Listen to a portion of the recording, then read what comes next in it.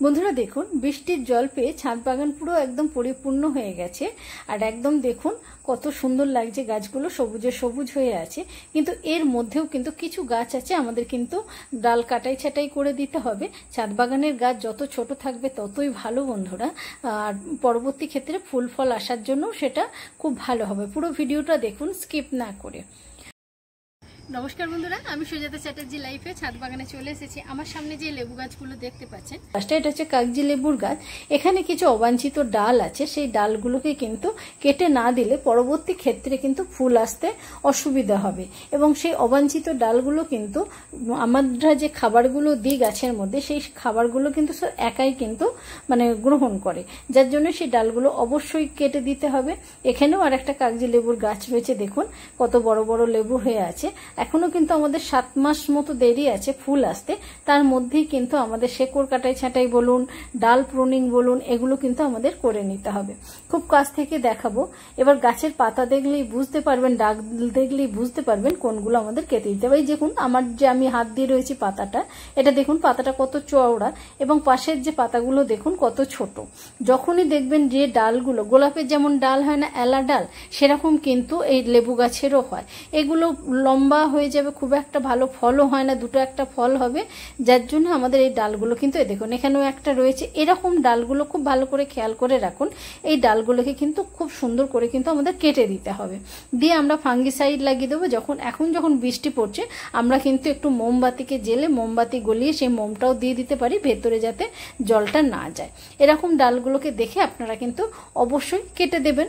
এবং যদি এরকম ডাল নাও থাকে, যেগুলো লম্বা হয়ে গেছে, সেগুলো কিন্তু ছোট হয়ে ছোট করে রাখলে এর পরেতে নতুন ব্রাঞ্চ এলে সেখান থেকে কিন্তু গাছের ফুল আসবে।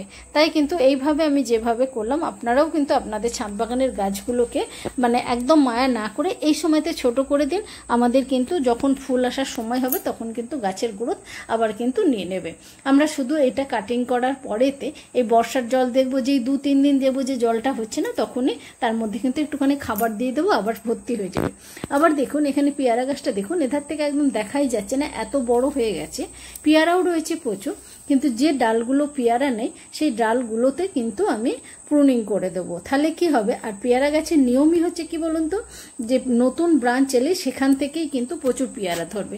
যার জন্য এই সময়টা হচ্ছে গাছের গ্রোথের সময়। তা আমরা ডাল যদি প্রুনিং করে দিতে পারি, যে গাছগুলো ডাল কাটিং করা যায়, সেগুলো কিন্তু অবশ্যই করে দেবেন। তাহলে কিন্তু আবার আমি কিন্তু পুনরায় আপনাদেরকে দেখাবো গাছগুলো কাটাই ছাটাই করার পরেতে।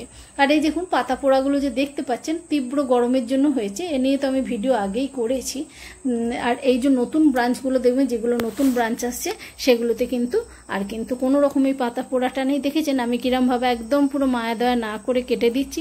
আর নিচের দিকে দেখুন, নিচের দিকে যে ডালগুলো রয়েছে একদম পুরোটা ফাঁকা করে দেবেন, তাতে হচ্ছে রোদটা যাতে পায়, তাতে কি হবে, গাছের বৃদ্ধিটা কিন্তু ভালো হবে।